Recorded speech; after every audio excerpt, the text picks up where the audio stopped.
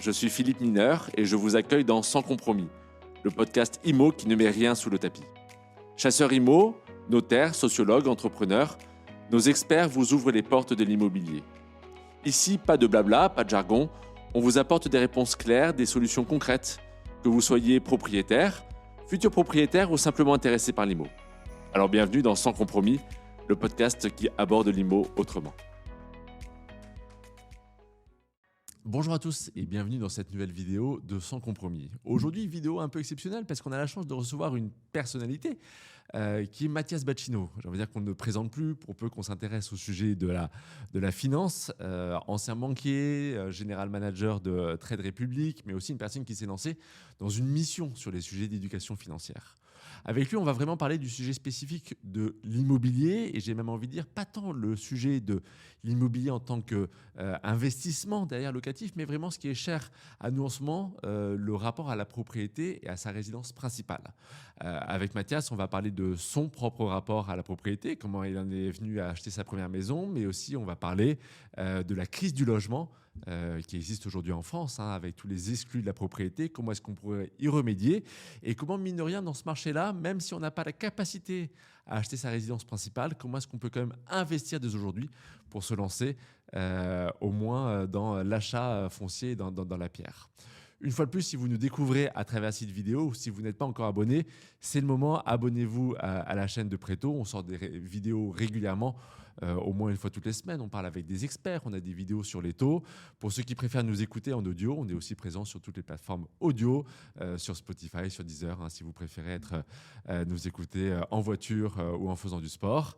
Voilà, et c'est parti pour cette vidéo avec Mathias. Si ça te va, j'aimerais bien qu'on commence un peu à parler de toi et toi, ton propre rapport à l'immobilier. Ouais. Et pas sous l'angle, on le fera un peu plus tard, ça, tu vois, sous l'angle en effet purement, en tout cas spéculatif ou financier de l'immobilier, mais vraiment ce à quoi les Français aspirent, c'est être propriétaire. Déjà, enfin, je veux dire, on a un pays où les gens aspirent à être propriétaires. Ce qui n'est pas le cas partout. Exactement. Mais effectivement, c'est un aspect français des choses. Mais malheureusement, tu as pas mal de Français qui se retrouvent exclus et j'aimerais bien avoir ton regard là-dessus. Toi, est-ce que tu es propriétaire déjà ? Alors oui, avec un crédit. Donc je suis, dans ma tête, je suis copropriétaire avec ma banque. Ouais. Exactement, je comprends. Donc oui, depuis 5 ans. C'est quelque chose que j'ai fait assez tard dans ma vie. Et je le regrette d'ailleurs. D'accord. Parce que c'était pas nécessaire pour toi ou tu avais d'autres priorités financières à l'époque ? En fait, moi, j'ai jamais vu jusqu'à présent l'immobilier dans ma vie à moi comme un investissement. Pour moi, l'immobilier, ça a toujours été mon mode de vie, mon cadre de vie. Tu vois ce que je veux dire ? Ouais, je vois. Et c'est ton habitat, quoi. C'est là où tu protèges ta famille. Et c'est plus que ça, parce que là où tu vis impacte considérablement ton développement en tant qu'être humain, en fait. Et donc, un des critères essentiels pour moi, parce que peut-être c'est ce que mon père m'a inculqué, je ne sais pas pourquoi, c'est comme ça. Ouais. Un de mes critères, par exemple, les plus importants pour moi, c'est la distance à mon lieu de travail. D'accord. Ouais. Et donc, pour te donner un exemple, quand j'étais étudiant, j'ai fait une école de commerce à Cergy-Pontoise. Et il y avait des semestres où j'étais à l'école et des semestres où j'étais en stage à Paris. Ouais. Bon, je déménageais tous les 6 mois. D'accord. Pour être près de ton école, juste à côté de l'école et juste à côté de mon stage quand j'étais en stage. Donc, pendant très longtemps, j'ai habité dans le 9e pour 2 raisons. La première, c'est que j'avais un loyer faible qui n'avait pas augmenté. Et ça, c'est parfois, tu as un créneau de quelques années comme ça où tu vas sous-payer ton loyer parce que tu y es depuis longtemps et où c'est presque une aubaine. Enfin, ça te paraît être une aubaine. En fait. Tu vois, tu as de la chance. Je ne peux pas m'en aller de ce loyer parce que j'ai un tel loyer. Voilà. Ouais. Et surtout, j'habitais à 800 mètres de mon taf. Je travaillais à Opéra, j'habitais rue des Martyrs, si tu veux. Donc, pour moi, par exemple, un de mes critères les plus importants, c'est de ne pas être trop loin de mon lieu de travail. D'accord. Je ne supporte pas les transports. J'ai l'impression de perdre trop de temps dans les transports. Donc, voilà. Donc, par exemple, tu vois, pour te donner un ordre d'idée, mon enjeu à moi, c'est que pendant très longtemps, je ne voulais pas acheter un petit appart à Paris, par exemple, alors que j'aurais pu, parce que j'avais peur de changer de boulot et de me retrouver collé à un endroit et d'être loin de mon taf après. Tu vois ? Donc tu préfères, en tout cas par rapport à toutes les questions que se posent les Français, de se dire en revanche, je vais faire des si sacrifices. mais si tu me demandes aujourd'hui, je regrette évidemment de ne pas avoir fait un investissement immobilier quand j'étais jeune actif, parce qu'effectivement, pendant 10 ans, j'ai versé un loyer qui n'était pas très cher. Donc, c'était bien, entre guillemets. C'était pas gênant, si tu veux. Mais 10 ans. Donc, même le financier que tu es et que tu étais déjà à l'époque, le simple fait de payer un loyer, ça t'a pas bloqué non plus. C'est-à-dire que tu te disais... Franchement, j'y pensais souvent. D'accord. J'y pensais souvent. Je me disais, c'est une connerie financière. Mais j'adore cet endroit.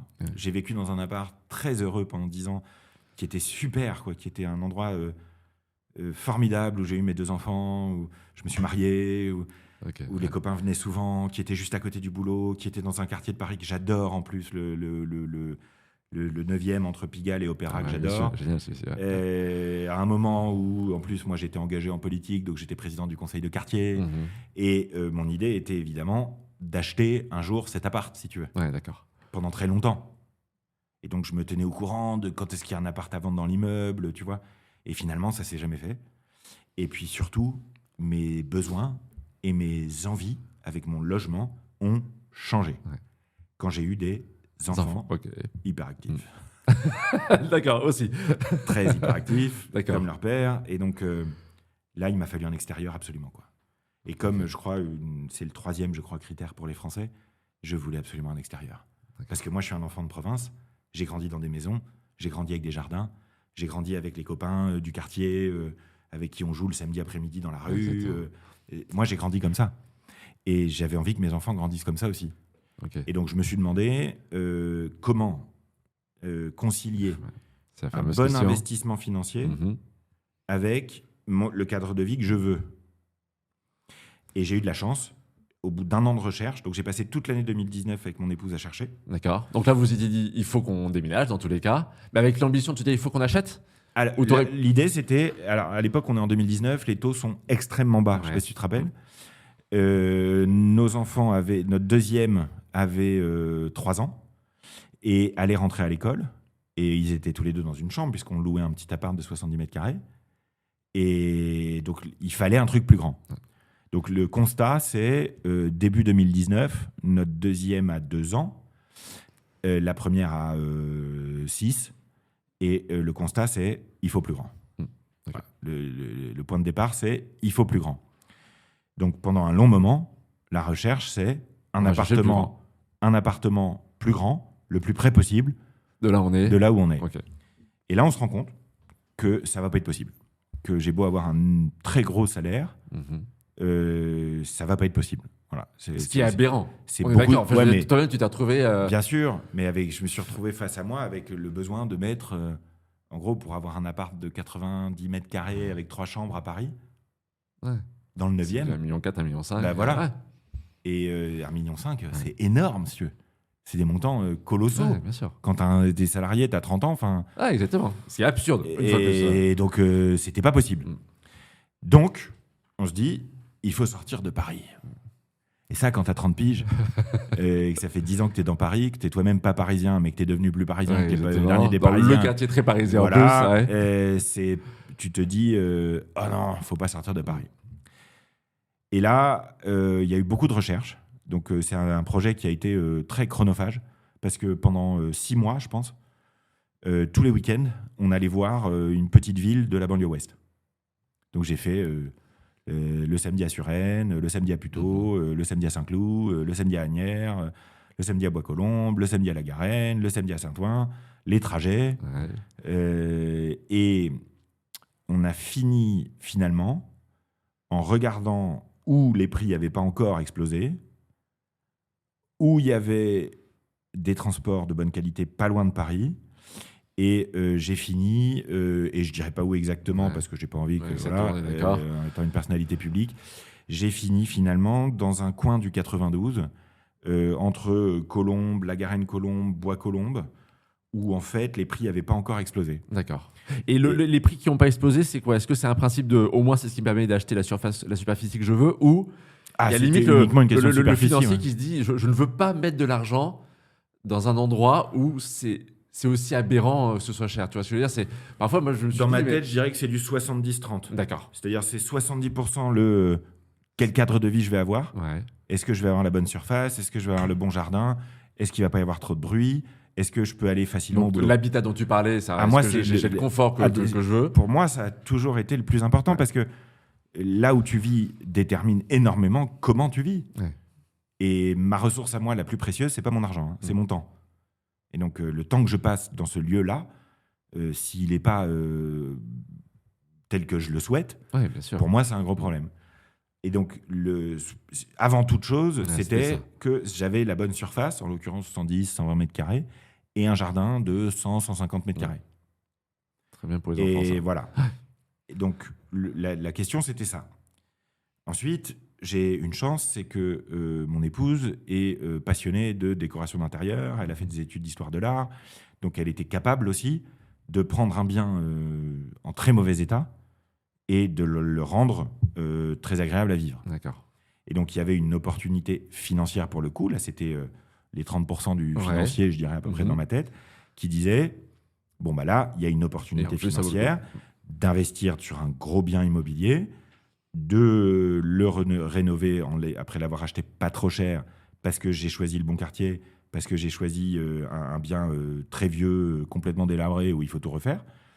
Et grâce à la qualité des travaux faits, de pouvoir avoir une plus-value importante sur ma résidence principale. D'accord. Ce qui en termes d'épargne n'est pas une mauvaise idée. Exactement. Avoir une belle plus-value latente sur ta résidence principale, exactement. Super. Imposer tout, c'est absolument parfait. On est d'accord. Et justement, en parlant d'argent, donc crédit IMO, la question qu'on peut se poser, c'est comment est-ce qu'un banquier obtient son crédit IMO? Est-ce que comment ça marche? Eh ben, moi, j'ai fait comme souvent dans la vie, j'ai appelé un copain. Donc voilà, moi j'ai l'habitude de fonctionner comme ça. J'ai la chance d'avoir un réseau amical et de connaissances professionnelles aussi assez développé parce que j'ai toujours été dans des métiers de représentation, de relations, de partenariat, de direction générale. Donc, c'est des métiers où tu rencontres beaucoup de gens. Et évidemment, dans le secteur financier, moi, à Paris depuis 2008, des copains qui sont courtiers en crédit immobilier, j'en connais plusieurs. On t'est passé par un courtier. Et donc, j'ai un copain qui a une bonne réputation dans notre réseau amical sur ces questions-là, qui a une société de courtage et qui m'a trouvé ton crédit IMO et son difficulté. Est-ce que ça a été absolument pas un problème. D'accord. Je veux dire, on a monté le dossier. J'ai la chance d'avoir une situation correcte, confortable, un revenu très correct et confortable.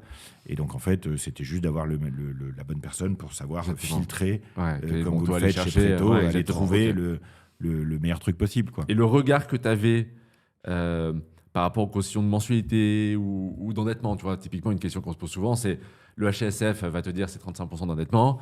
Il y a des gens qui vont naturellement se dire autant aller jusqu'au bout du bout et vraiment atteindre ces 35, quand d'autres auront peut-être une autre stratégie en se disant moi ce ne sera pas plus de 25, je l'ai décidé moi-même pour avoir de l'argent de côté. Ouais, tu avais déjà eu ces réflexions-là quand tu as obtenu ton crédit? Oui.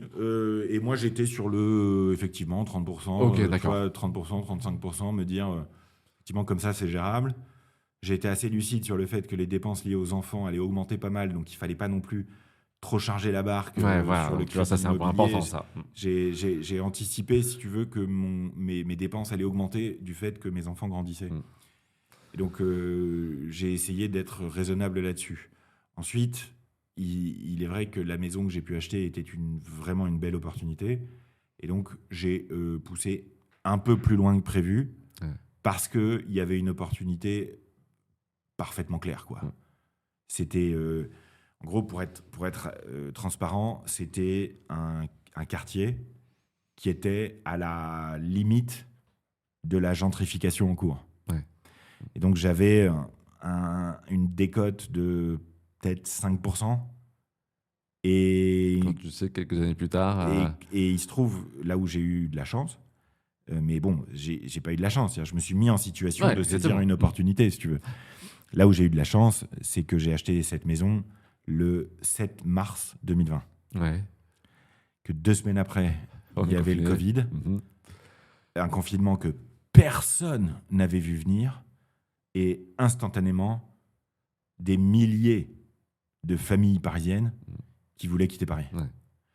Et donc, ça n'a pas loupé. L'année d'après, il y a 5 baraques dans ma rue qui se sont vendues à des Parisiens, où il y avait des personnes âgées, des catégories populaires, qui partaient en retraite et qui voulaient vendre pour avoir l'énorme plus-value qu'ils avaient fait entre 90 et 2020, t'imagines, dans ce genre de biens, quoi. Et du coup, le prix moyen de ma rue a explosé 1 an après que j'ai acheté. Et ça, je l'avais en partie anticipé. C'est-à-dire, j'étais volontairement à la limite de la gentrification. Pour être clair, j'essayais pas d'acheter une maison à Asnières, quartier du Bac. Ouais, je comprends. Voilà. Ouais, exactement, je comprends. Mais au moins, en tout cas, ça donne un petit peu la stratégie. Comme tu dis, c'est les 70%, c'est est-ce que tu t'y sentiras bien. Il y a quand même une réflexion derrière en disant il faut que je fasse un bon coup. Exactement. Ouais, je comprends très bien. Et là, je dois dire que j'ai un problème, moi, pour ce type de situation, c'est que je suis incapable de me projeter. Tu sais, dans l'immobilier, on dit souvent, là, c'est dégueulasse. Ouais, exactement. Mais visualise, là, tu pourras mettre ton lit, là, tu vas battre le mur. Ouais, exactement. Et pour l'anecdote, un jour, je suis au boulot, mon épouse m'appelle, elle me dit, tu arrêtes tout, tu viens tout de suite à cette adresse, on va faire une offre dans 10 minutes. On est les premiers à visiter, tu viens tout de suite. Alors j'y vais, et là, je dois dire que la maison était... la dernière fois que la maison avait été refaite, c'était dans les années 80. Donc papier par rose, des petites pièces partout, littéralement de la moquette au mur au dernier étage, un jardin qui était une jungle, quoi, je sais pas comment dire, quoi. Pas entretenu, quoi, vraiment. Mais vraiment, en très mauvais état. Il pleuvait. Tu te dis, qu'est-ce que je fais là, quoi. Ah ouais, vraiment. Ouais. Et j'ai vu, si tu veux, que mon épouse était extrêmement emballée parce qu'elle cherchait un truc dans son jus pour tout refaire. Pour tout refaire, bien sûr. Ouais. Et elle savait exactement déjà ce qu'elle voulait faire, si tu veux. Et là, je dois dire que j'ai vraiment fait un coup de confiance, quoi. Ouais, bien sûr. J'ai dit, bon, bah, ok, allez, go. J'ai fait ça. Allez, aussi. Ouais. Et je regrette pas aujourd'hui parce qu'effectivement, cette maison est devenue extrêmement agréable à vivre. Ouais, je comprends. Et effectivement, c'est vrai que les travaux de rénovation, ça change tout, quoi. Et là, en parallèle, t'investis dans l'immobilier ou maintenant que tu es propriétaire de ta résidence principale? J'ai failli à un moment donné. D'accord. Et puis, juste après, les taux ont explosé. Et moi, il m'est arrivé un truc ensuite, personnellement, très particulier, c'est que je suis devenu actionnaire de Trade Republic. Ouais. Et donc, j'ai fait le choix aussi de mettre quasiment toute mon épargne, qui est un choix que je ne recommande évidemment pas de faire, mais que moi, j'ai fait en connaissance de cause. Ouais. Parce que j'avais un niveau d'information sur le développement de Trade Republic qui était très avancé, très élevé, et j'avais des convictions quand même assez fortes sur le développement de cette entreprise. Je n'ai pas été déçu. Parfois, pour certains, ça peut mal se passer. Ouais. Donc, ce n'est pas quelque chose que je peux recommander pour tout le monde. Et il se trouve que moi, je me suis retrouvé dans une situation où j'étais quasiment certain que cette boîte allait exploser, quoi. Ouais. Et donc, j'ai fait le choix de m'engager fortement dans le projet et de faire ce qu'on appelle quasiment un all-in, et ce qui n'est pas du tout recommandé normalement. Mais dans certains cas d'entrepreneurs, dans une situation très particulière où il fallait y aller, quoi. D'accord. Et où j'aurais regretté toute ma vie si je ne l'avais pas fait, d'ailleurs. Ça, c'est des discussions qu'on a en famille ou non, d'ailleurs? Bien sûr, évidemment. Bien sûr. Ouais. Bah oui.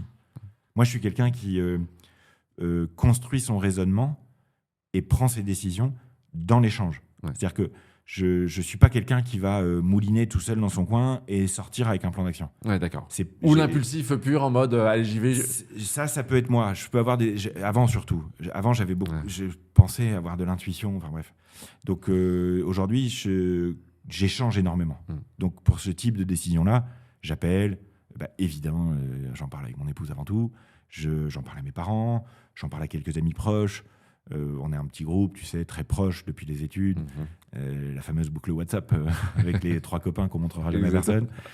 Donc, c'est une décision que je prends, moi, dans la conversation avec les gens, en fait. D'accord. Et j'ai quelques mentors aussi qui m'accompagnent dans ma vie professionnelle depuis le début.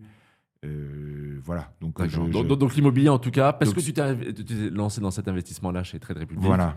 Et du coup, j'ai dit, on fera après. Voilà, on le fera après. On fera après, exactement. Mais tu me parlais de tes enfants, tu as cette optique à un moment de leur léguer par rapport à un patrimoine foncier, vraiment de la pierre plus tard, où tu te dis, bon, le principal, c'est qu'ils aient... Alors, moi, avec ma vision de l'éducation financière, ce qui est important pour moi, c'est de leur léguer un capital social. C'est-à-dire de leur léguer une capacité à s'en sortir dans le monde qui vient. Pour moi, c'est le plus important que tout. Ouais. Parce que c'est ce qui va en partie conditionner leur capacité au bonheur. Et donc, je me concentre énormément, moi, sur ce que je leur apporte en termes de valeur, de capacité, de mode d'action. Je me concentre beaucoup là-dessus. Ensuite, il est évident que quand, comme moi, tu as eu des déboires avec l'argent dans ton enfance, bah, tu as envie de leur assurer une forme de sécurité, forcément. Mais je ne me dis pas à ce stade le patrimoine financier, immobilier, matériel que je vais leur laisser, il faut qu'il soit comme ci ou comme ça. D'accord. Moi, je réfléchis pas comme ça. Ok. Mais t'aspires à ça, en tout cas, tu as cette volonté leur léguer moi, quelque chose plus tard mon père m'a toujours dit que l'héritage, c'est une catastrophe, quoi. Je suis issu, moi, d'un milieu plutôt très populaire au niveau de mes grands-parents. Mes parents se sont embourgeoisés en devenant médecins. Moi, ce qu'on m'a toujours appris, si tu veux, c'est que ce qui est plus important, c'est de bosser, d'être utile au monde et de se sentir bien dans ses baskets, quoi. Voilà. Ouais, exactement. Et c'est ce que tu veux que tes enfants retiennent. Je ne suis pas dans une optique de je veux leur laisser tant, je vais le mettre sur tel support. Évidemment que je le ferai bien. Je vais pas. Voilà. Mais il se trouve que ma vie a énormément changé depuis 2 ans avec Trade Republic et que mes perspectives financières aussi ont énormément changé. Et que donc, je suis dans un rapport un peu différent, mais qui n'est pas du tout un rapport normal. Voilà. D'accord, ok, ça marche. Mais ton rapport à l'investissement, il n'est pas encore en regard avec ce que tu lègueras plus tard, quoi. Il l'était avant, mais là, depuis que j'ai eu un succès, y compris financier, important avec Trade Republic, je suis dans une démarche qui est un peu différente désormais. D'accord. Parce que je sais déjà que je vais leur laisser un patrimoine important. Si tu veux. D'accord. Et donc, mon enjeu à moi, ça va plutôt être de faire en sorte que ça ne devienne pas des petits cons, de faire en sorte que ça ne devienne pas des gens malheureux parce que frustrés de ne pas avoir l'impact qu'ils veulent sur leur vie ou quoi. Donc, mon objectif à moi, c'est avant tout d'en faire des êtres humains humanistes qui tiennent sur leurs 2 jambes, compris la valeur de l'argent, qui sont heureux, tu vois. Ouais, je comprends. Donc, ils ne vont pas couper aux vendanges, à tous ces trucs-là, si tu veux, qui sont importants dans la jeunesse. Ils savent ces notions de crédit immobilier et autres, genre la maison tous les mois, je rembourse une mensualité. Ouais. Ah, bien sûr. Ouais. Bah, tu sais, mes enfants... l'année dernière, ils m'ont quand même vu un peu disparaître de la maison et apparaître dans leur télé, quoi. Et donc, ils se sont demandé mais qu'est-ce qu'ils racontent, papa? Et puis, ça les a touchés aussi personnellement parce que tu as des gamins à l'école qui leur disaient mes parents, ils ont vu ton père à la télé. Le prof de tennis qui leur montrait des vidéos, mais c'est ton père, ça. Donc, c'est un choc. Donc, évidemment, ils ont compris que c'était de l'éducation financière, ce que je faisais, quoi, que j'étais le mec qui parlait de comment on gérait son argent, en fait. Et donc, forcément, ils m'ont posé plein de questions. Puis, j'ai écrit un bouquin, donc ils ont voulu comprendre ce qu'il y avait dedans. Et j'ai des copains, moi, qui font de l'éducation financière pour les enfants. Il y a EasyWeb qui font des super cahiers d'activités pour les enfants. Il y a Grégory Guillemin qui en a monté un aussi. Donc, ils sont bêta-testeurs. Donc, exactement, donc ils baignent là-dedans. Ils sont ceinture noire d'éducation financière. Il y a le débat dans la bagnole hier, c'était un débat lunaire entre mon fils et ma fille, puisque mon fils, lui, en ce moment, a été trop dépensier, donc il est en négatif dans sa tirelire. Il doit de l'argent. Donc ma fille lui avait proposé de lui prêter avec intérêt. Génial. Et mon fils lui répondait « Je suis ton frère. moi, si je te prêtais de l'argent, je te mettrais pas les intérêts. » Et je l'ai regardé, mon fils, je lui ai dit tu lui mettrais pas les intérêts à ta sœur? Et il était là. Il était marrant. En fait, il lui aurait mis aussi, si tu veux. Donc, c'est des discussions anecdotiques. Mais mes enfants, ils ont déjà. J'essaye de faire en sorte que mes enfants n'aient pas les mêmes difficultés que j'ai eues, puisqu'on essaye toujours d'apprendre, quoi, tout simplement. Bien sûr. Mais tu vois, ça va faire une bonne transition un petit peu. Et ils savent qu'il y a un crédit immobilier, bien sûr. Voilà, exactement. Ils savent qu'il y a un crédit immobilier. Bien sûr, qu'il faut rembourser, et que si on rembourse pas, la banque, elle vient, elle prend la maison, quoi. Et demain, allez, pour faire un petit peu cette transition sur ce qui se passe sur le marché, le coup de pouce de départ pour qu'ils puissent acheter, tu dois leur faire ou Ah bah bien sûr, ouais. J'aurai la chance. Exactement, donc tu as la chance de pouvoir leur donner cet apport qu'ils n'auront pas. Coup de pouce et puis accessoirement, en ce moment, avec Trade Republic, on essaie de faire en sorte que tous les gamins de France aient un apport aussi. D'accord. Ça, je vais en parler juste rapidement, mais c'est un sujet de démocratisation, quoi, tu vois. Moi, ce que je vais faire, c'est je vais essayer de faire en sorte que mes enfants aient un apport de manière générale pour démarrer dans la vie, ce qu'ils auront envie de démarrer. D'accord. S'ils ont envie d'acheter une baraque, ils achèteront une baraque. S'ils ont envie de construire une boîte, ils construiront une boîte. S'ils ont envie de lancer une activité, ils lanceront une activité. Enfin, Et il est évident qu'on est de plus en plus vieux, on est de plus en plus nombreux et on est de plus en plus endettés. Donc, il est évident qu'un apport financier dans la vie des enfants, ça va devenir un enjeu majeur. C'est pas pour rien que, même s'il y a beaucoup de choses sur lesquelles il est fortement critiquable, Donald Trump vient de lancer l'idée du Trump Account pour les gamins, il pourrait l'appeler autrement, où l'État américain mettrait $1 000 dans le S&P 500 à chaque enfant américain à sa naissance. C'est pas pour rien que Merz, le chancelier allemand, qu'on peut pas accuser ni d'être un populiste, ni d'être un gauchiste, ni d'être un fou, quoi que ce soit, c'est un mec vraiment tout ce qu'il y a de plus classique, quoi. Merz, il est en train d'essayer de lancer en Allemagne le compte pour enfants où l'État met 10 € par mois en bourse diversifiée pour les gamins. C'est aussi pour ça qu'on vient de lancer, nous, le compte pour enfants, Trade Republic, le plan épargne enfant, où les parents peuvent investir dans des ETF pour leurs enfants. Je donne juste un chiffre. Les Français, ils mettent entre 50 et 100 € sur un livret A pour leurs gamins, pour 90% d'entre eux. D'accord ? Donc, histoire de quoi ? C'est ça, ça, c'est ce que font les gens. Ce que font les gens, d'accord. Le problème, c'est que la performance moyenne du livret A, c'est 2%. Et qu'à 2%, si tu mets 50 € par mois, ou mettons 100 € par mois, de 0 à 18 ans du gamin, à 2%, tu vas avoir quelque chose comme 20 000 €.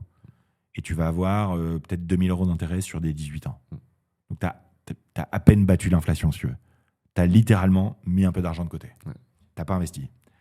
Si tu réussis à investir et que de 0 à 18 ans, avec 100 € par mois, tu fais 7% par an, ce qui est la performance moyenne de la bourse depuis 120 ans, et ben à la fin, tu as 42 000 € et 20 000 € d'intérêt.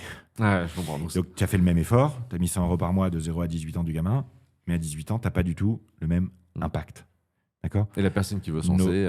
Nos enfants, on va leur laisser, à l'heure actuelle, et ça sera pire dans la réalité, 46 000 € de dette publique à chacun.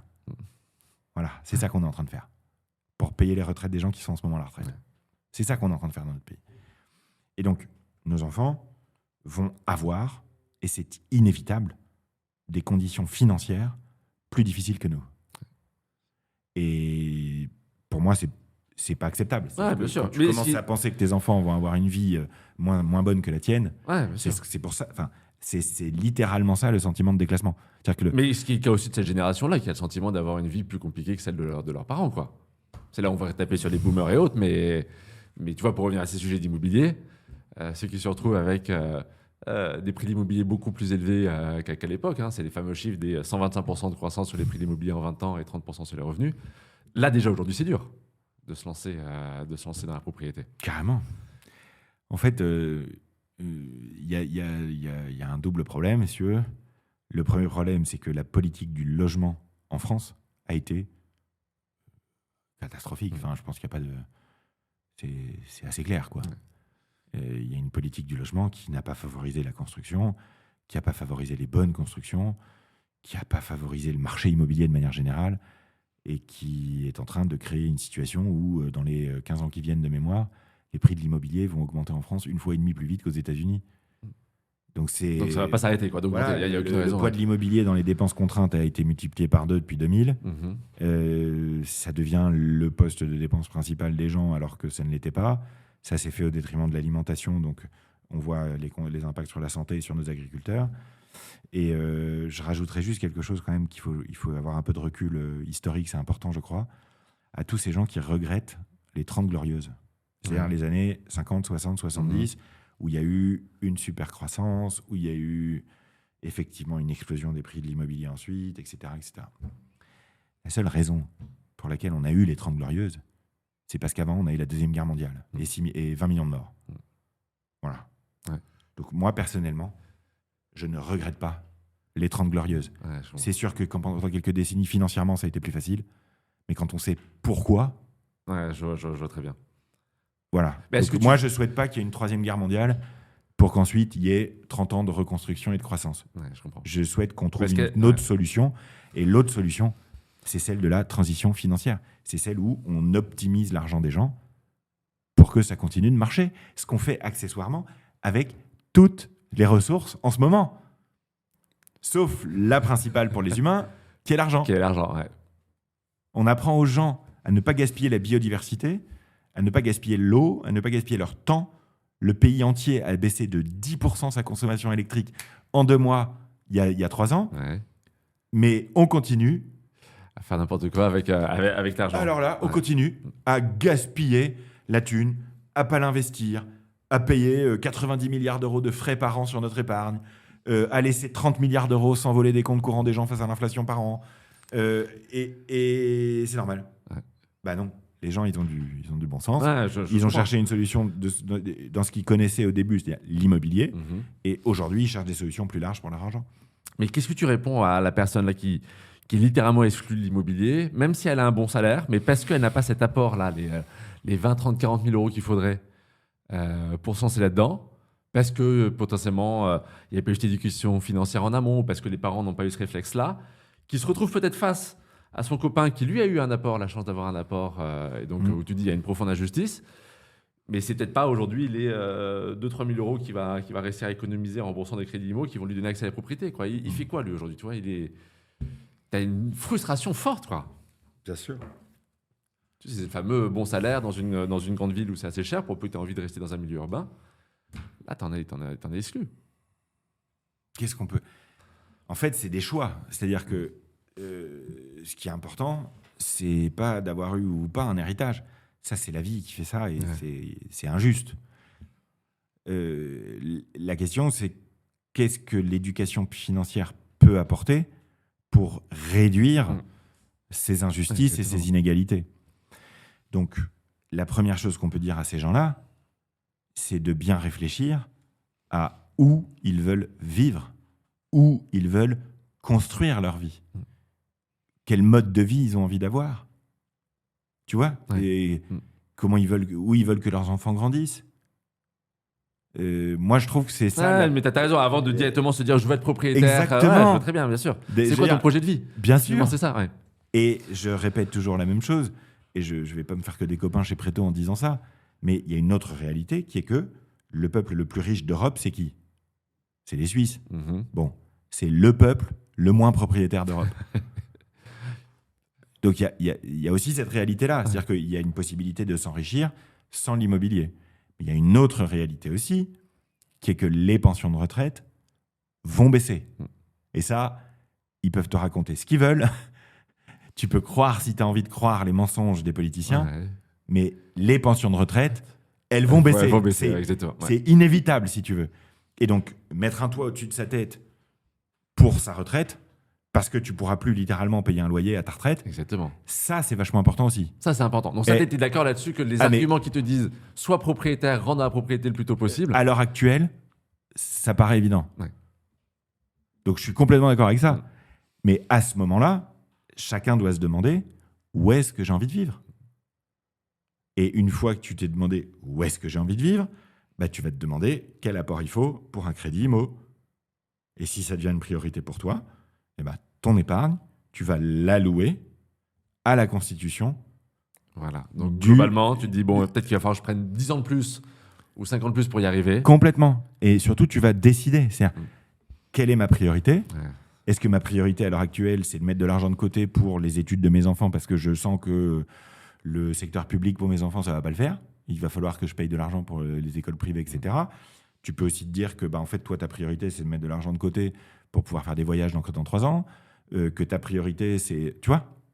Donc, ce qui est important pour moi, c'est que les gens soient en contrôle. Et donc, s'ils veulent devenir propriétaires, je ne peux pas leur dire que c'est une mauvaise idée. Oui. En revanche, devenir propriétaire à tout prix, ça, c'est une mauvaise idée. Il faut bien choisir pourquoi tu veux devenir propriétaire. Et donc, une fois que tu as fait ce choix-là, la seule solution, c'est de constituer un apport. Je ne peux pas dire aux gens d'emprunter sans apport. Ça a déclenché l'une des plus grosses crises financières de l'histoire de l'humanité aux États-Unis. Quand la loi... Tout le monde a dit que c'était les banquiers qui avaient déclenché la crise de 2008. C'est Bill Clinton, un président démocrate, qui a déclenché la crise de 2008 en obligeant les banquiers américains à prêter sans apport. C'était sa version du logement social. Bon, effectivement, quand les conditions économiques ont été plus difficiles, ceux qui avaient emprunté sans apport n'ont pas été capables de rembourser. Effondrement du marché immobilier, effondrement des crédits et donc des banques aux États-Unis, crise financière qu'on a connue en 2008. Les fameux subprime. Subprime, ça veut dire sans apport. Voilà. Donc, je ne peux pas dire aux gens que c'est une bonne idée de faire un crédit immobilier sans apport. Est-ce qu'il y a des prêts à taux zéro pour l'accession ? Il y a des... exactement. Il y a des solutions, voilà. Carrément. Si vous avez des moyens limités, Mais alors, renseignez-vous. Ouais. Combien de gens passent à côté des dispositifs qui existent pour les soutenir? Plein. Parce que les pouvoirs publics ne sont pas très bons pour communiquer sur ces trucs-là. Ouais, exactement. Donc, les passeports thermiques ou autres, tu as plein de il y a des solutions, exactement, il y a plein d'aides, il y a plein de solutions, il y a plein de trucs. Aujourd'hui, l'intelligence artificielle peut t'aider à trouver des plans d'action. Tu vois, Ouais, je comprends. Mais en tout cas, la démarche de me dire aujourd'hui, j'ai 5 000, demain, il faudrait que j'en ai 20 000 d'apport pour pouvoir acheter le bien que je vise. eh ben, Cette épargne. dimension de dire, là, j'ai 15 000 à aller chercher. Voilà, ça, tu dis, il faut que ça devienne ton projet. C'est ça, Et si tu c'est fais tout important pour pour aller. toi, ça devient ton Ouais, projet. je comprends. Et après, moi, j'ai un exemple qui est celui que je cite souvent parce que je l'aime beaucoup, qui est celui de Delphine Pinon, qui a fait le podcast Richissime. Ouais. Et elle, le jour où elle a réalisé ce que lui coûtait son logement à Paris, avec son mari, ils sont partis s'installer à Calais. En tant que propriétaire ou Ils sont locataire? partis à Calais, Ouais, proprio. d'accord. Et après, ils sont devenus investisseurs immobiliers là-bas. Ouais. Donc un peu d'immobilier locatif, un peu de Airbnb. Ils ont acheté une laverie, ils ont acheté un car wash, et ils ont pris leur indépendance financière comme ça. Donc toi, tu dis Et la juste démarche le de point se de dire, départ de leur nouvelle vie et de leur bonheur trouvé, je crois, parce qu'ils ont l'air d'être vraiment bien aujourd'hui, c'est d'avoir pris cette décision de déménager. Ouais. Donc, pour respirer un peu plus et pour finalement se dire, pour je vais avoir une pouvoir capacité vivre dans d'épargne un- plus importante Voilà, et en faire quelque chose. Quoi. pour retrouver de la capacité d'épargne. Ouais. Parce que se dire, je veux être ici à tout prix, mais je suis que frustration parce que ça me coûte trop cher, parce voilà. que exactement, il y a l'entretien de l'immeuble et ce genre de choses. Ouais. Est-ce que tu trouves, toi aussi en tant qu'ancien banquier ou banquier, qu'il n'y a pas une trop grosse rigidité bancaire sur les règles d'obtention des crédits? Tu sais, le fameux 35%, alors que, mais attendez, je suis en début de carrière, évidemment, aujourd'hui je gagne 2002, mais je suis parti pour gagner peut-être 3005 d'ici quelques années. Ou je suis freelance, mais oui, mais regardez, franchement, ça va. Bah, désolé, moi, il me faut un CDI, et si vous n'êtes pas en CDI, je vous donne pas de prêt. Tu vois ce que je veux dire? Tu as tout ce système où à la fois les banques, on se dit, si elles font ça, c'est aussi pour un peu de prémunir et faire en sorte que tu puisses rembourser. Mais la vérité, c'est qu'on est dans un monde qui change, une rigidité bancaire qui, elle, n'a pas l'air d'évoluer. Et c'est ça aussi qui crée un petit peu ce manque de fluidité sur le marché. Bien sûr. Si j'étais un peu polémique, je dirais qu'il faudrait que les banques retrouvent un peu de rigidité sur le fait de donner des crédits à la consommation aux gens. Exactement. Et un peu moins de rigidité, effectivement, avec ce qu'on appelle l'individualisation des parcours de vie, et de l'individualisation des parcours professionnels, avec de plus en plus de modes de travail effectivement hybrides, des gens qui ont un peu un boulot, puis ensuite qui sont indépendants, puis qui créent une boîte, puis qui après sont salariés, puis il y en a de plus en plus. Des gens qui ont aussi une activité en parallèle de leur travail salarié. Enfin, il y a toute cette mécanique d'individualisation.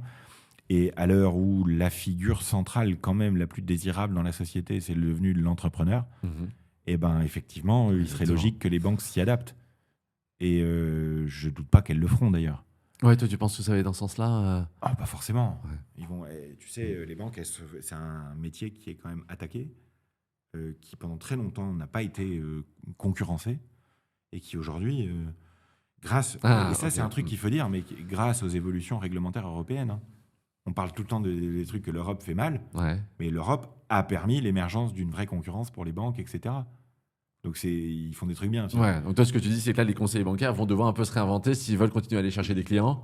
Là, il y a pas mal, à mon avis, il y a un vrai challenge sur le modèle de la banque universelle en Europe, et avec peut-être demain des établissements bancaires davantage spécialisés.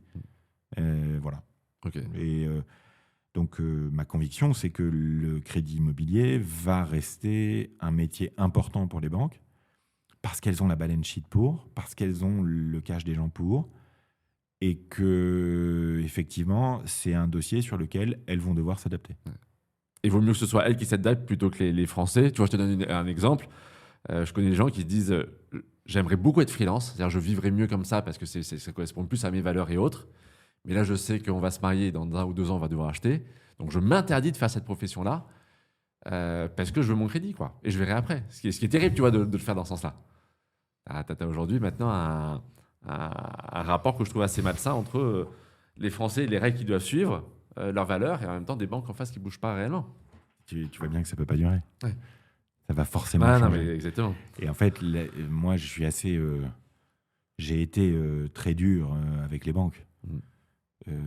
Et je sais que je suis caricatural parfois. Et donc, j'essaye toujours de rappeler que ce n'est pas la faute des banquiers d'agence. C'est pas Ouais, c'est pas le conseiller. C'est pas les salariés des banques dans les agences qui sont le problème du tout. C'est des gens qui essayent de bien faire leur boulot du mieux qu'ils peuvent, qui souvent font ce métier-là parce qu'ils ont envie aussi d'aider les autres. Enfin, tu vois, donc le vrai sujet, c'est l'infrastructure bancaire. Le vrai sujet, c'est la réglementation qui fait peser en Europe des contraintes sur les banques qui sont délirantes. Ouais. Alors oui, nos banques sont indestructibles, mais du coup, elles sont de moins en moins utiles. Donc c'est un ensemble de choses, si tu veux. Et puis surtout, c'est un métier qui a manqué de concurrence, parce que comme c'est un métier très régulé, c'est très difficile, j'en sais quelque chose, d'apporter de la concurrence avec une nouvelle banque. C'est quasiment infaisable. Et donc, ça a manqué de concurrence. Mais pour revenir sur ces sujets d'investissement, enfin maintenant d'immobilier en lien avec l'investissement, tu as quand même aujourd'hui une génération là qui se dit je veux investir dans l'immobilier, je veux investir dans la pierre, portée aussi par pas mal de youtubeurs et autres qui vont te promettre. Des émissions de télé aussi. Ouais, exactement, même des émissions de télé, exactement, qui te disent. C'est quoi ton regard là-dessus? Est-ce que cette génération qui se dit je veux investir, je me vois bien commencer par un petit bien à 60 000, même pas forcément pour CRP, tu sais, je commence par 60 000 ou je vais avoir mon immeuble de rapport, ce genre de choses. Ça, c'est une bonne démarche. Toi, t'engages les jeunes à se dire bon. Allez, tu n'as peut-être pas beaucoup d'argent pour t'acheter tes RP, mais si tu as quelque part moyen d'en prêter 50 000, vas-y, quoi. Bien sûr. Ok. Et c'est pas magique. Mais si tu en as envie, mais carrément, forme-toi, approfondis le truc. C'est en forgeant qu'on devient forgeron. Donc, essaye, bien sûr. Ouais, donc cette génération qui a envie de se lancer là-dedans. Complètement. Ouais. Et puis, accessoirement, comme on vient de le dire, il y a une pénurie de logements. Donc, être propriétaire quand il y a une pénurie de logements, a priori, c'est pas trop une mauvaise idée, je veux dire, sans faire de, tu vois. Ouais, je comprends. C'est simplement, en fait. Donc, c'est un bon investissement. C'est quelque chose que tu recommanderais. C'est comme de dire les actions, c'est un bon investissement. C'est-à-dire, il y a plein de gens qui vont perdre du blé dans l'immobilier parce qu'ils vont acheter le mauvais truc au mauvais endroit au mauvais moment, parce qu'ils vont être dans une situation comme c'est pas liquide où ils vont devoir vendre dans des conditions pas bonnes, etc. Et il y en a d'autres qui vont devenir riches sur 3 générations parce qu'ils ont acheté au bon endroit au bon moment, etc. Donc, c'est comme dire les actions, c'est super. Je peux pas te dire l'immobilier, c'est super. Ouais. En revanche, ce que je peux te dire, c'est que vouloir investir, voilà, jeune, se dire, c'est une bonne idée. Si je veux me mettre dans la pierre et autres, c'est une bonne idée, quoi. Carrément. Ouais. Carrément. Forme-toi. Vas-y, passe à l'action. Mais comment t'arrives? Et si t'es plus rassuré avec le fait de commencer par l'immobilier, vas-y. Et si t'es plus rassuré avec le fait de commencer par 50 € par mois en bourse, vas-y. Toi, c'est ça la notion, c'est d'être rassuré, parce que moi, la notion, c'est d'y aller, c'est de le faire. Ouais. Donc toi, tu dis limite qu'il n'y a même pas de bon ou de mauvais choix là-dessus. Et après, il y a de bons ou de mauvais investissements peut-être, mais il n'y a pas de bonne ou de mauvaise manière de démarrer. La question, c'est comment tu continues ensuite. Parce que c'est OK de te brûler au début, c'est OK de te rater sur un premier investissement, sur un peu d'épargne au début, sur un premier truc. C'est pas OK de flinguer tout ton patrimoine toute ta vie. Tu vois? Donc, mon point, il est très contextuel et très précis. À l'heure actuelle, les gens n'investissent pas. C'est quand même ça, il y a une minorité de gens qui investissent. Or, investir, c'est devenu obligatoire. Parce que l'avenir est plus difficile que prévu. Et si tu maximises pas ta thune, c'est comme si tu gaspilles la nature, ton temps, les ressources naturelles. On peut plus, là. Donc, mon enjeu à moi, aujourd'hui, dans 10 ans, ce sera pas le même. Mais aujourd'hui, l'enjeu principal, c'est qu'il y ait le plus de gens possible qui commencent. Parce que quand tu commences à investir, tu continues en général. Ouais. Tu comprends? Et accessoirement, ça c'est une remarque plus personnelle, quand tu commences à investir pour ton avenir, en général, les populistes et les complotistes, tu les écoutes un peu moins. Ouais.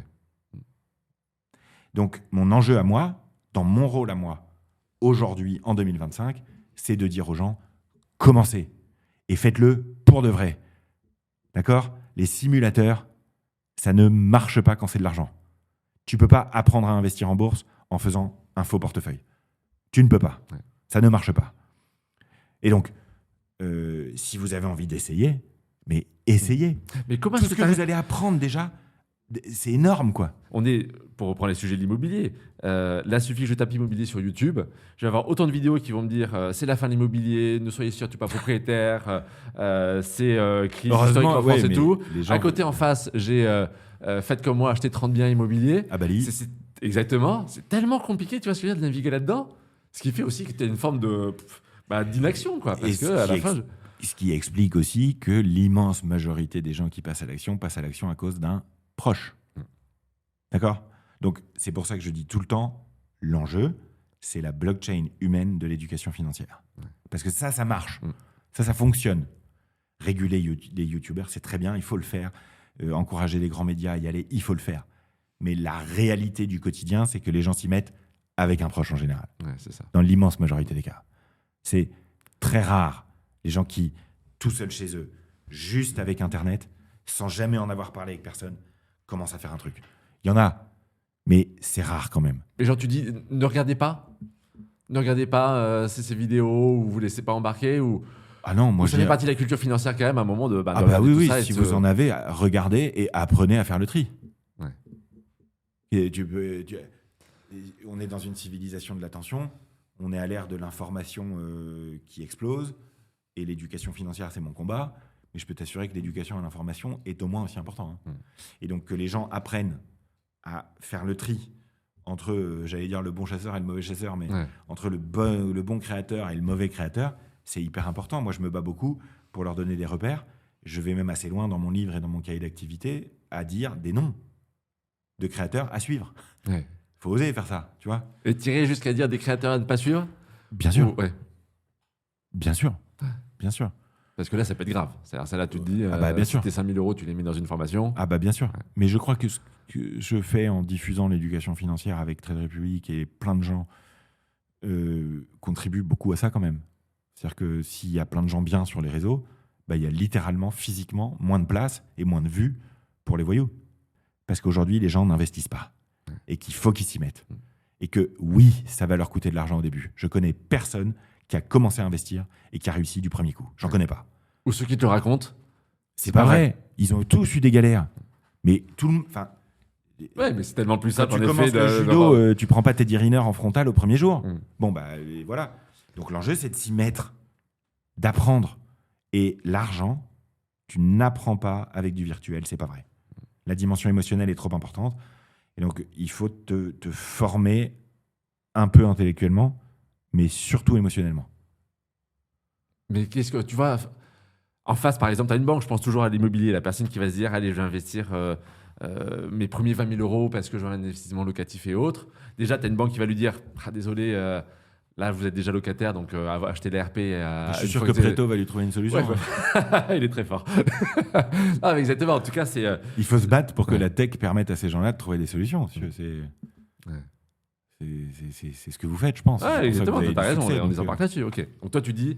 Allez-y, quoi. Carrément. Et vous ne posez pas trop de questions en disant, mais est-ce qu'il vaut mieux mettre 5 000 en bourse ou est-ce qu'il vaut mieux mettre ça dans des SCPI ou ce genre de choses ? C'est un truc qui te porte. Commencez. Faites le premier truc que je dis, c'est commencer. Ouais. Le deuxième truc que je dis, c'est trouver quelqu'un avec qui le faire. Très important, ça. Ouais. Que tu veuilles reprendre en main ton budget mensuel, apprendre à investir, apprendre à créer ton épargne de précaution, devenir investisseur immobilier, te lancer dans les cryptos, trouve un copain, une copine, ta meuf, ton partenaire.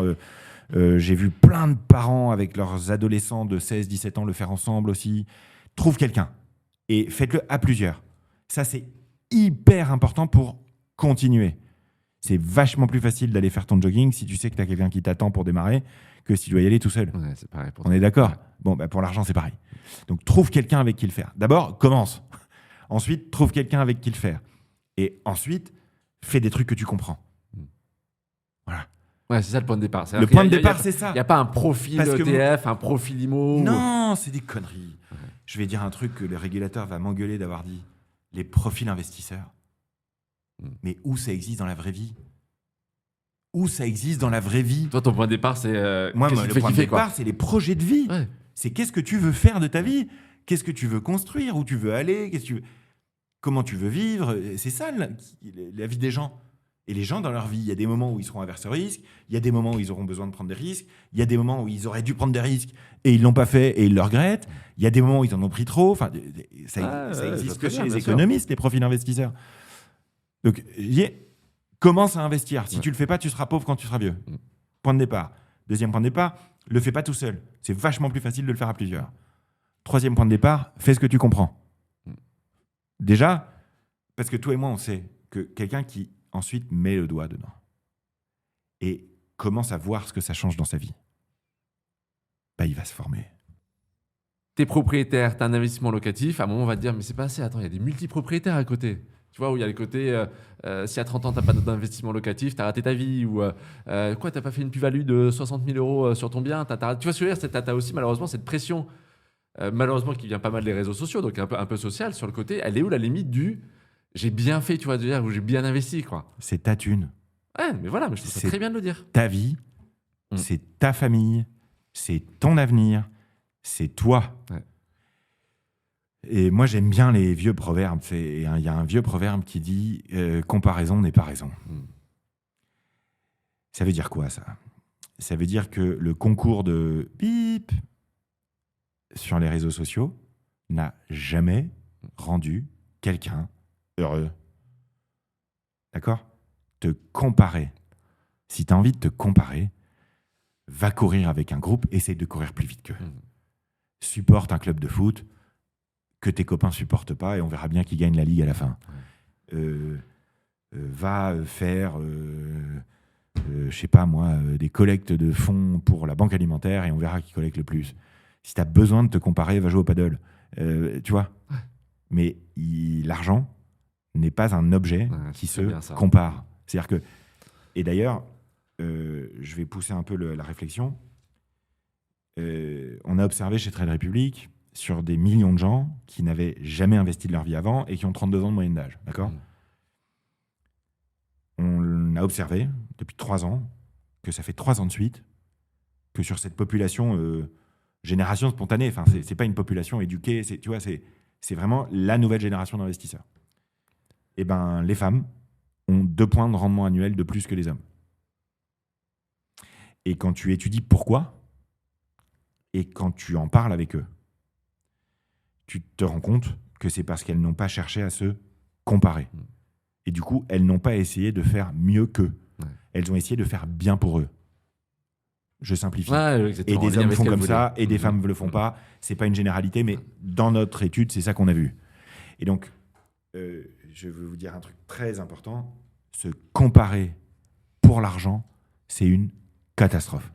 Ça n'amène que des problèmes.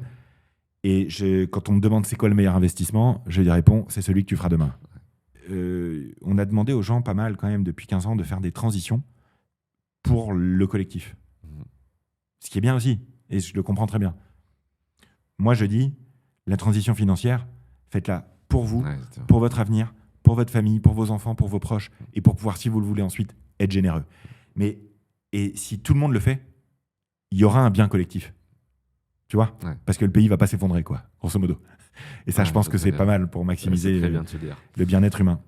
Bah, écoute, merci beaucoup, Mathias. Franchement, pour cette discussion, c'était absolument passionnant. Merci à toi pour tes questions. Allez, à nouveau, est-ce que pour ce propriétaire-là qui n'a pas les moyens ou qui se pose la question de devenir propriétaire, là, plutôt celui qui a envie d'acheter, qui se pose la question, tu as envie de lui conseiller quoi, là, maintenant ? Là, tout de suite, je suis un peu obligé, et ça me fait mal au cœur, de répondre. Là, tout de suite, c'est une période très particulière, parce que les taux d'intérêt devraient baisser, sauf en France. Parce que la situation politique actuelle, qui sera peut-être pas la même quand les gens écouteront la vidéo dans 6 mois, mais là, tout de suite, en octobre 2025, force est de constater qu'il y a une instabilité politique et donc économique en France, que les taux d'intérêt sont plutôt en train de remonter, que s'il y a des politiques budgétaires laxistes qui sont mises en place, les marchés vont attaquer et les taux d'intérêt vont encore plus augmenter. Et donc, c'est une période d'énorme incertitude qui est en train de générer un gel des investissements de manière générale, quoi. Donc toi, tu comprends ceux qui sont attentistes et qui se disent on va voir ce que ça donne. Oui, bien sûr. Je comprends. Même si attendre n'a jamais été une bonne stratégie, quoi, je veux dire. Exactement. Mais en immobilier, là, en ce moment, toi, tu as ta vision sur le marché, te fait dire pas déconnant d'attendre un petit peu, voir ce que ça donne. On est dans une situation quand même très particulière. J'aime bien cette transparence, tu vois ce que je veux dire, parce que parfois, on nous reproche souvent de se dire bah oui, évidemment, un pro de l'immobilier le problème, c'est que les taux baissent pas, quoi. Avec un crédit immobilier à 4%, ça fait mal, quoi. Tu payes 2 fois ta baraque, donc battez-vous pour leur trouver des taux plus faibles. Exactement, on va faire ça. Bah, franchement, merci beaucoup, Mathias. Merci à toi. Et à très bientôt. Bravo à vous tous pour ce que vous faites, et j'espère qu'un jour on a l'occasion de recollaborer, parce que c'est voilà, c'est bien. Avec grand plaisir. Merci d'avoir écouté cet épisode de Sans Compromis. N'hésitez pas à vous abonner, à mettre un commentaire et à retrouver l'ensemble de nos épisodes sur YouTube. À très bientôt. Sans Compromis est un podcast créé par Preto avec Manon Béline à la production.